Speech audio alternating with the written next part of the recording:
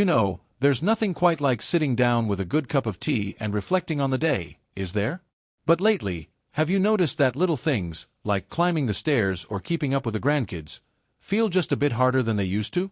Maybe you've even caught yourself thinking, where did all that energy go?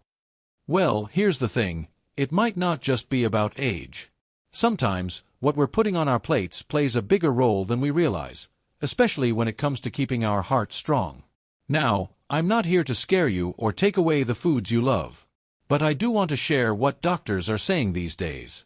After 70, there are a few foods that might be quietly working against your heart health, and avoiding them could make all the difference in how you feel. Today, we're going to talk about 4 specific foods that experts say are worth steering clear of if you want to protect that heart of yours. And don't worry, we'll also chat about some tasty, easy swaps that'll keep your meals satisfying and your ticker happy. Let's start with the first one. Now, this might surprise you, but one of the biggest culprits doctors are talking about is processed meats. I'm talking about things like deli ham, salami, hot dogs, or even that canned corned beef you might have grown up with.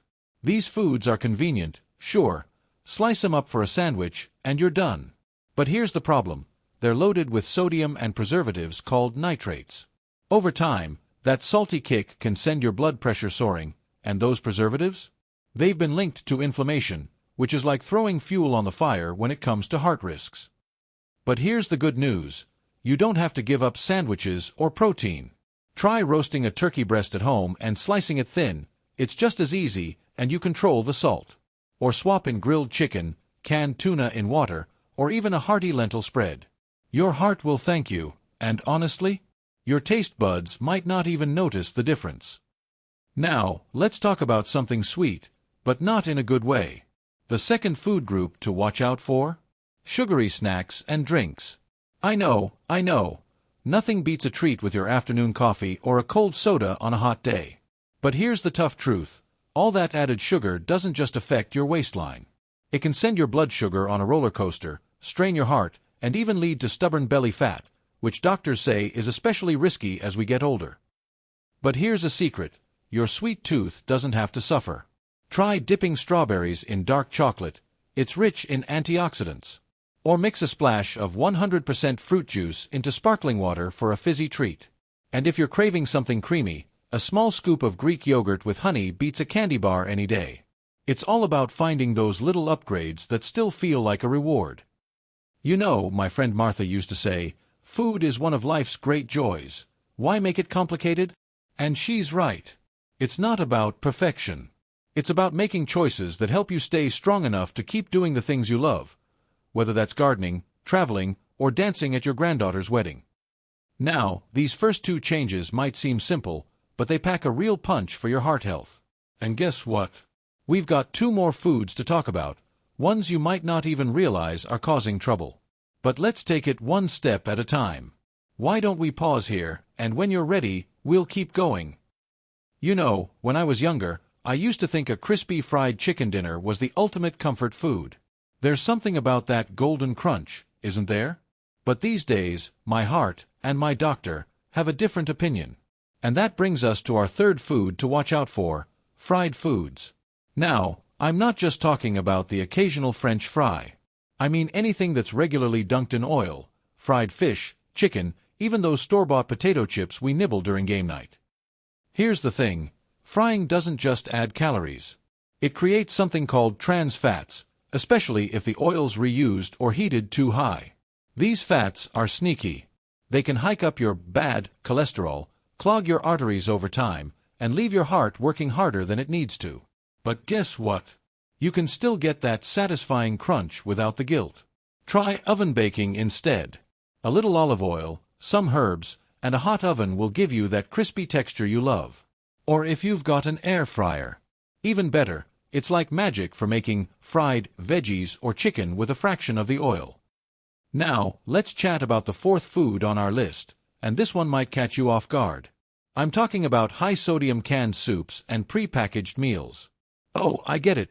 They're quick, they're easy, and they've been pantry staples for decades. But here's the trouble. Just one serving of some of these soups can pack more than half the sodium you should have in a whole day. And all that salt. It's like a silent alarm for your blood pressure. Over time, it stiffens your blood vessels, making your heart pump harder just to keep things moving. But don't worry, you don't have to spend hours in the kitchen to fix this. Start by choosing low-sodium or no-salt-added versions of your favorite canned goods. Or better yet, make a big batch of soup on the weekend and freeze portions for later. Toss in some fresh veggies, beans, and a sprinkle of turmeric or garlic for flavor. It's cheaper, tastier, and your heart will feel the difference. And if you're in a rush, look for frozen meals labeled heart healthy. They're getting better every year, I promise. My neighbor, Frank, used to live off canned chili and TV dinners. Then his doctor told him his blood pressure was singing opera, way too high. So he started making small swaps. Now, he's hooked on his own homemade chili recipe. Says it's even better than the canned stuff, and he's got enough energy to beat me at cribbage twice a week. The truth is, food isn't just fuel.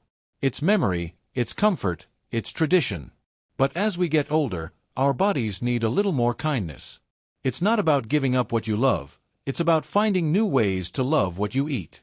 And honestly, your heart's got a lot more memories to make. So why not give it the best chance to keep ticking strong? Now, we've covered a lot today: fried foods, salty soups, and how to outsmart them. But here's what I want you to remember: every small change adds up. Maybe this week, you try baking those fish sticks instead of frying them. Or next time you're at the store, you grab the low-sodium soup. Tiny steps, big rewards. And when you're ready, we'll wrap this up with a few final thoughts to keep you feeling strong, confident, and ready to savor every bite of life. You know, looking at these photos, birthdays, holidays, Sunday dinners, it's amazing how much of life revolves around food, isn't it? The cakes we've baked, the soups we've shared, the recipes passed down through generations. But as we get older, it's not just about what we eat. It's about making sure those choices let us stick around for more of these moments. We've talked about 4 foods to avoid for a stronger heart: processed meats, sugary snacks, fried foods, and high-sodium canned meals. But let's be clear, this isn't about living in fear of every bite. It's about awareness. It's about saying, I've worked hard my whole life. Why not give my heart the same care I've given everything else? Take Margie, my cousin up in Vermont. After her bypass surgery, she thought she'd never enjoy food again. But then she started shopping at her local farmer's market, just like this one, and discovered flavors she'd never tasted in a can or a drive-through bag. She roasts veggies with rosemary from her garden, uses honey from the neighbor's bees instead of sugar, and swaps salty chips for crunchy spiced nuts. And you know what she told me last week? I'm not just eating to live anymore. I'm living to eat. That's the beauty of this, friends. When you cut back on the foods that weigh you down, you make room for the ones that lift you up. Fresh herbs, juicy fruits, whole grains, they're not just health food. They're joy food. And the best part? You don't have to overhaul your life overnight.